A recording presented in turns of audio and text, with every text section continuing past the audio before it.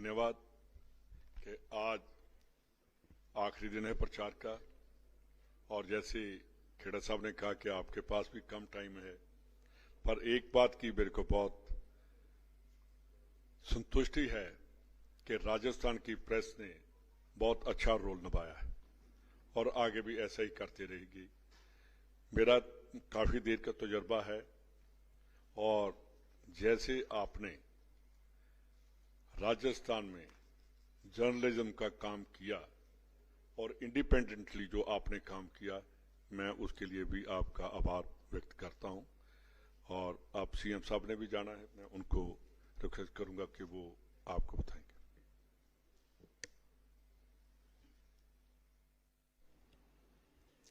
नमस्कार।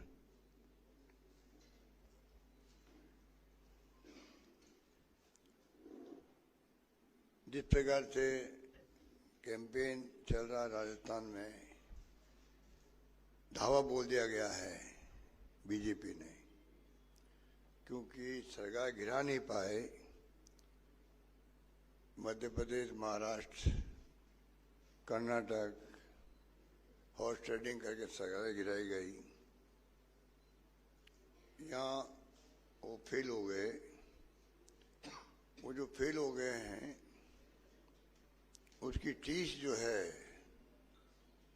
उनका दुख और उनकी जो झटका लगा है, झटका वो इतना भारी है पड़ रहा है उनके लिए कि बार बार वो जो दुख दे रहा उनको, उनकी 30 बार आ रही। बाबा आप समझ गए, 30 बार आ रही है कि मतलब गिरा क्यों नहीं पाए। इसलिए अब ये 5 पर मुख्यमंत्री, केंद्रीय मंत्रियों के जमावड़ा, प्रधानमंत्री जी और गृह मंत्री जी और मेंबर पार्लियामेंट, पता नहीं कौन कौन, ये धावा बोला हुआ है। ये हमारे 25 तक के मेहमान हैं। 25 के बाद में जाएंगे, 5 साल मुंह नहीं दिखाएंगे, ना प्रधानमंत्री, ना गृह मंत्री, ना इनके कोई और नेता लोग। नंबर 2, ये षड्यंत्रकारी लोग हैं। षड्यंत्रकारी लोग हैं। जिस रूप में षड्यंत्र किए गए, अभी छत्तीसगढ़ का जो महादेव ऐप वाला मामला आया, 4 दिन पहले मुख्यमंत्री को अरेस्ट करने की इनकी साजिश थी, उसका पर्दाफाश हो गया। मुझे दुख होता है प्रधानमंत्री स्तर से और षड्यंत्र करके प्रधानमंत्री के मुंह से आप लाल डायरी बुलवा रहे हो, आप महादेव ऐप बुलवा रहे हो। पहले प्लानिंग करते हैं, 7 दिन पहले की प्लानिंग कि लाल रंग रखेंगे, डायरी का रखेंगे नाम, फिर लाल डायरी का जिक्र होगा असेंबली के अंदर, फिर यहाँ के नेता प्रेस कॉन्फ्रेंस करेंगे, और फिर सीकर के अंदर प्रधानमंत्री आएंगे तो उनसे बुलवाएंगे लाल डायरी, तो बहुत बड़ा इश्यू बन जाएगा।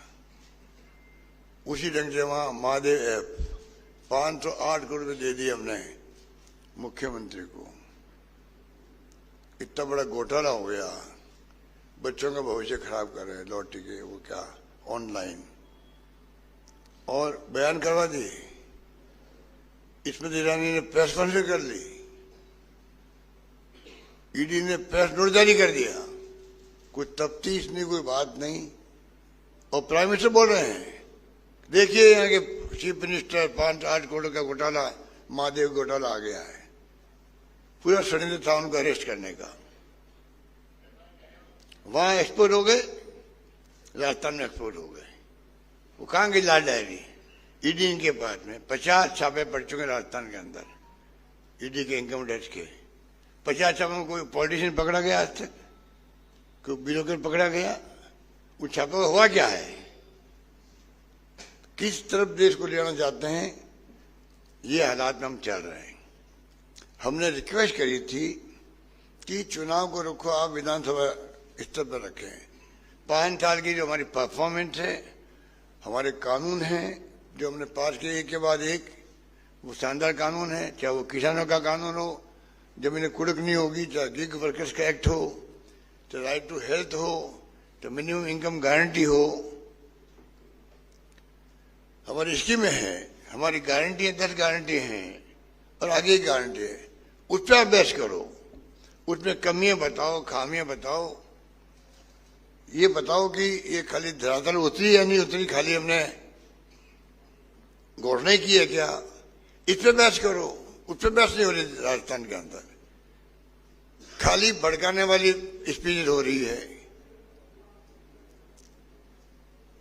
जितने नेता आते हैं शाम तक देखोगे एक ही भाषा बोल के गए हैं, बड़े नशे दबाओ, बड़े नशे दबाओ, लेकिन फांसी लगा रहे हो। ये कौन सी भाषा हुई? ये हिंसा की भाषा है, ये तनाव की भाषा है, ये मैं अस्वीकार है। इस प्रकार से जनता को भड़काने का इनको अधिकार नहीं है, जिस प्रकार भड़काया जा रहा है राजस्थान के अंदर लोगों को। कन्याकुमारी के मामले इनके लोग थे शामिल, उनका कार्यकर्ता था मारने वाला, 4 साल से कार्यकर्ता, 16 से कार्यकर्ता था, ज्यादा हो गए। उनके स्वागत किए गए इन लोगों ने, उनको छुड़ाया गया थाने से, वहां के डिप्टी मेयर ने छुड़ाया, वहां के अन्य नेताओं ने छुड़ाया इन लोगों को, और बार बार कन्हैया की बात करते हैं, विज्ञापन देते हैं लोग। देखो आप, हमारा विज्ञापन देखिए आप, सकारात्मक विज्ञापन है, जिसमें हम लोग सही वोट देने का लाभ क्या है, गलत वोट देने का क्या नुकसान हो जाएगा, हम अपनी बात कह रहे हैं, कांग्रेस फिर से। और ये पट्टे, ये बच्चों को क्या शिक्षा दे रहे हैं, ये विज्ञापन इनका है। इनके वक्त में सीरियल ब्लास्ट हुआ, इनके वक्त में खामी रखी गई तफ्तीश के अंदर, जिस कारण अभी छोड़ दिए गए हाईकोर्ट ने। हमने एसएलपी दायर की है सुप्रीम कोर्ट के अंदर, और क्या क्या ये घटनाएं जो बताई गई इसके अंदर, चाहते क्या हैं लोग इस प्रकार से। तो कहने का मतलब ये है कि हालात जो है आपके सामने हैं। जब मैं इंचार्ज था वहां पर गुजरात के अंदर 17 के अंदर, प्रधानमंत्री जो अभिनेता भी तो हैं, जिस रूप में अभिनय करते हैं वो, मैं ओबीसी का हूं, मैं नीच हूं, मुझे नीच कह दिया। कमाल है, किसी ने नीच नहीं कहा उनको उस वक्त में, किसी ने नीच नहीं कहा, और एकदम माहौल बना दिया। एक मारवाड़ी आया हुआ यहाँ पर इंचार्ज के रूप में। भाई और बहनों, अगर मारवाड़ी की बात मानोगे तो मैं गुजराती हूं, मैं कहाँ जाऊंगा, मैं किसके पास जाऊंगा। और वोट ले लिए वहां पे भावुक बन करके।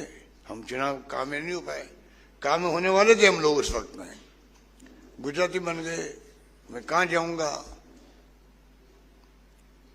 अब वो गुजराती यहाँ आ रहा है ना, हम तो नहीं कहने कि ये गुजराती आ गया है। भाई और बहनों, गुजराती की बात मानोगे तो मैं कहाँ जाऊंगा, मैं तो आपके पास ही आऊंगा। बताइए आप, मैं भी तो कह रहा हूं राजस्थान वासियों, गुजराती आके घूम रहा है यहाँ पर, वोट मांग रहा है, मैं आपका हूं, मैं थासु दूर नहीं हूं, मैं कहाँ जाऊंगा। सवाल ये है।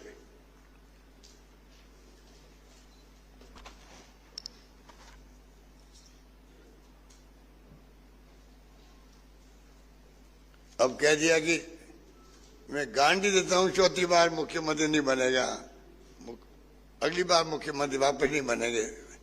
ये भविष्यवक्ता है क्या?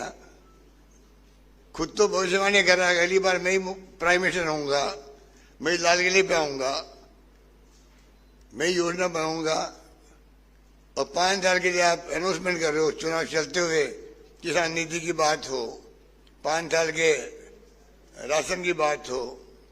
ये क्या है? इलेक्शन कमीशन ऑफ इंडिया को दिखता कि वो क्या बोल रहे हैं, वो क्या घोषणाएं हो रही है चुनाव चलते हुए। आज जो बुलाया गया आप लोगों को, ये बुलाया गया गारंटी, 7 गारंटी हमारी जो घर घर पहुंच गई है। और मुझे कहते हो घर है तो 1 करोड़ का आंकड़ा लगभग टच कर लिया, 1 करोड़ का आंकड़ा टच कर लिया। हम सब लेके खड़े भी हो सकते हैं। हाँ, हम सब लेके।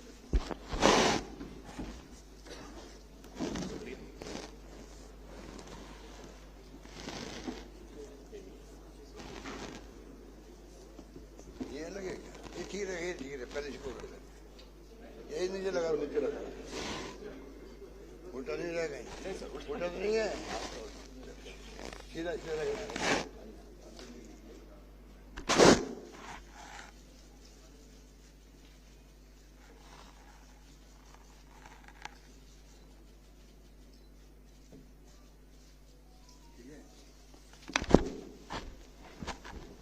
एक मांग मैं करना चाहूंगा मादे ऐप के बारे में और लाल डायरी के बारे में।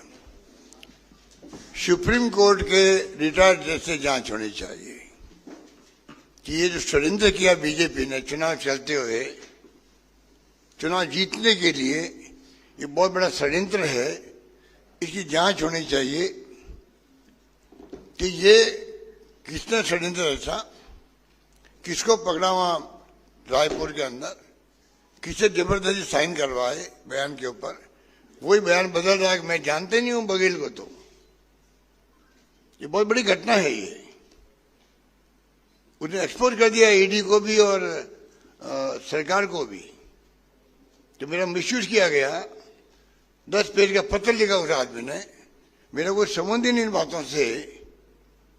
और लाल डायरी, कौन सी लाल डायरी?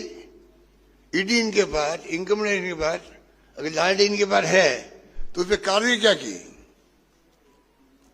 ये लोग एक्सपोज तो हो देश के अंदर कि तुम षड्यंत्रकारी बने हुए हो, आप षड्यंत्र करके देश की सरकारों में चुनाव जीतना चाहते हो, मुख्यमंत्री अरेस्ट करना चाहते हो। छापे डाल दिए, पीसी बहन के घर पे 10 घंटे बैठे रहे, कोई एक सवाल नहीं पूछा उनको। उनके बेटों को नोटिस दे दिया, मेरे बेटे को नोटिस दे दिया। इतने हल्के स्तर पे जाकर राजनीति कर रहे हैं लोग।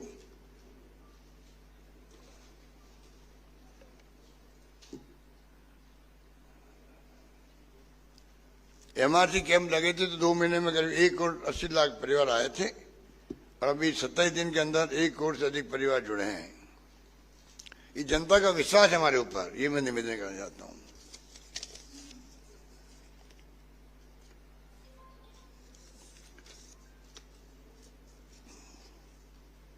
यहाँ ये विज्ञापन देते हैं रेप का। मैं पूछना चाहता हूँ, अभी बनारस हिंदू विश्वविद्यालय के अंदर प्रधानमंत्री खुद के कॉन्स्टिट्यूंसी के अंदर लड़के गए, लड़की को एक तरफ ले गए, कपड़े उतार दिए उसके, क्या क्या मिसबिहेव किया होगा बच्ची के साथ में कोई नहीं जानता, उसकी चर्चा ही नहीं है। जो घटना देश में हो रही है, चाहे वो रेसलर की हो, रेसलर की घटनाओं में हिले ही नहीं प्राइम मिनिस्टर। इतना महंगा आरोप लगा मेंबर पार्लियामेंट पर, परवाह नहीं करी उसकी। लड़की जो रात को 2 बजे जला दिया, उस लड़की को कौन सा क्षेत्र था, हाथरस के अंदर, वो एक मार्मिक घटना है देश की। उसके माँ बाप को मुंह नहीं देखना दिया लड़की का, लाए दिल्ली से, दाह संस्कार कर दिया। एक पत्रकार आ रहा था केरला से कवर करने के लिए, अरेस्ट कर लिया रास्ते के अंदर, 1.5 साल तक जेल में रहा वो, 10 साल तक। ये घटना हमें आपको मालूम है, बाकी क्या हो रहा है।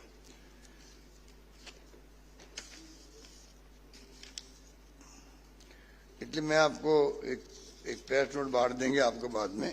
खाली मैं आपको चंद बातें कहना चाहूंगा कि जिस रूप में इनके पास ना मुद्दे हैं ना प्रचार की रूपरेखा है, रोज कैंपेन बदलते हैं, उस पर आते नहीं है। हमारी जो कैंपेन होना चाहिए स्टेट लेवल का, विधानसभा चुनाव के हिसाब से, वो नहीं कर रहे हैं और खाली भड़काने वाली भाषण देके चले जाते हैं।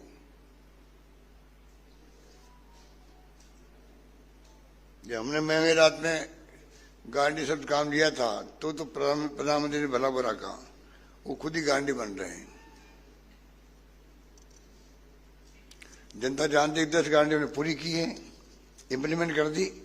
इधर 7 गांधी में विश्वास जनता का हमारे ऊपर है।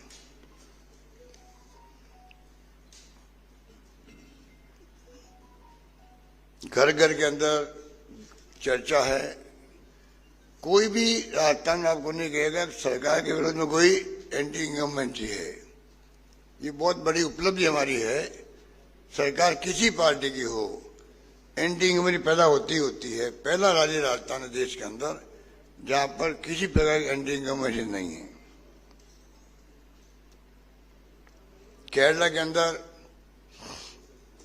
कोविड में अच्छा काम करने सरकार अगर रिपीट हो सकती है तो राजस्थान में कोविड में शानदार काम किया, भीलवाड़ा मॉडल बन गया और बाकी स्कीम इतनी लाए हम लेके आए, रोज बता रहे हैं आपको हम लोग, यहाँ सरकार रिपीट क्यों नहीं होगी? अवश्य सरकार रिपीट होने जा रही है।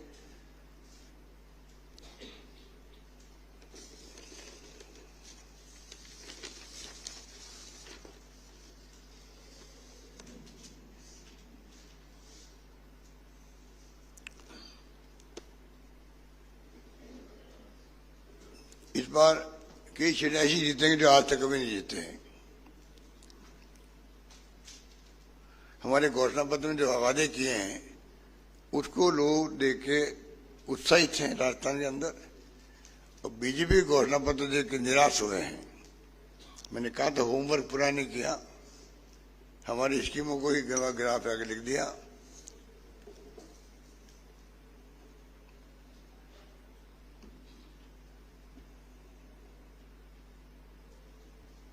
इनको बहुत सारी बातों से दिक्कत है।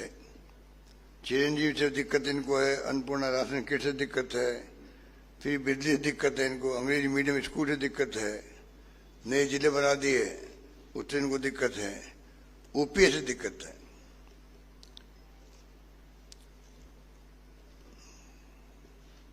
राज्य में बदनामी भी हो रही है इनके विज्ञापनों से, इतना मैं कह सकता हूँ।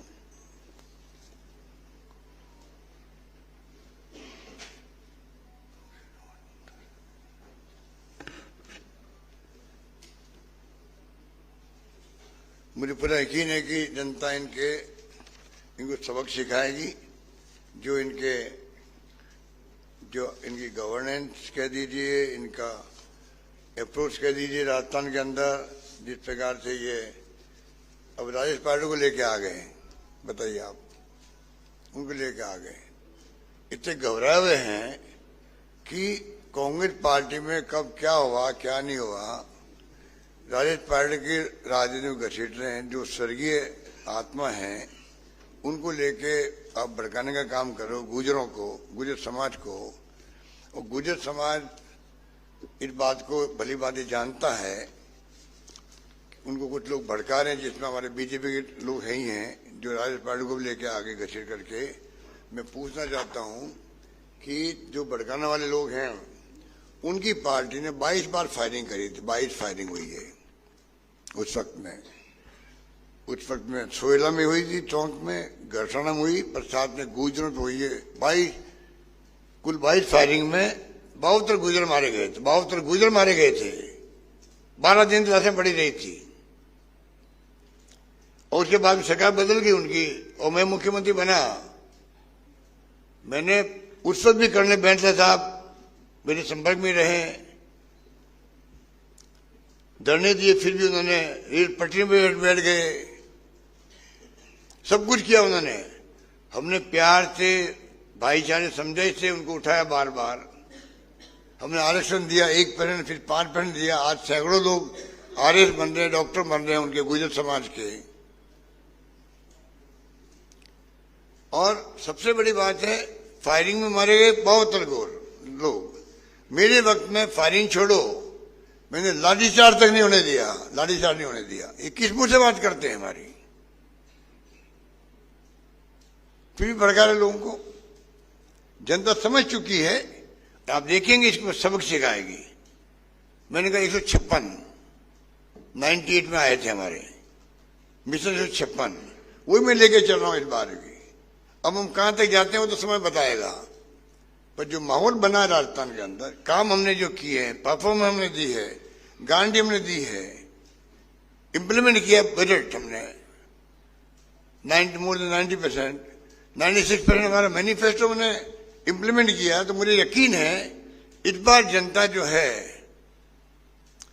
और रिपीट नहीं करने के क्या नुकसान होते हैं वो मैं बता चुका हूं कई बार। मेट्रो का, रिफाइनरी का, कई योजना बंद कर दी, हमारी लंबी लिस्ट है वो।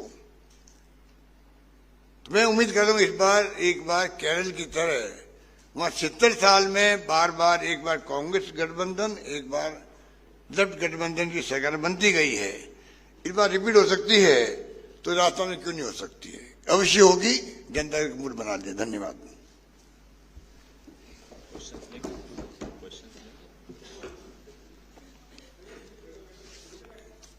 अब 3 के बाद ही क्वेश्चन देना यार, पूछना कर रहे हैं।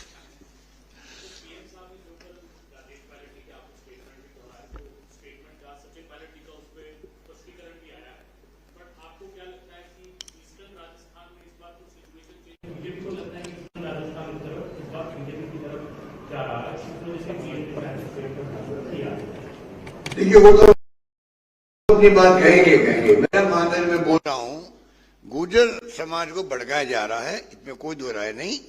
मुझे पूरा यकीन है गुर्जर समाज भी समझदार है। अगर 72 गुर्जर मारे गए थे फिर भी आरक्षण नहीं मिला और हमने लाठीचार्ज भी नहीं किया और आरक्षण दे दिया उनको, सैकड़ों बच्चे उनके नौकरी में जा रहे हैं। जिनके घरों में नौकरी लग रही है उनको जाके पूछिए कि क्या स्थिति है, कांग्रेस और बीजेपी के बारे में क्या अप्रोच है। भड़काना अलग बात है। देखिए भड़काना मुझे मालूम, भड़का रहे हैं, कई कारणों से भड़काने के, पर जब लाठीचार्ज नहीं किया हमने एक आध, आप बताइए 72 गुर्जर किससे कहते हैं भाई? और हमारे वक्त में लाठीचार्ज नहीं हुआ, 5 मिनट एक्शन हमने दिया उनको। कोर्ट में लूट हो गई तो वापिस हमने आरक्षण दे दिया उनको, अब केस चल रहा अभी तक भी। तो हम तो उनके पैरोकार बने हुए हैं। अब फिर भी कोई भड़कावे उनको तो अलग बात है।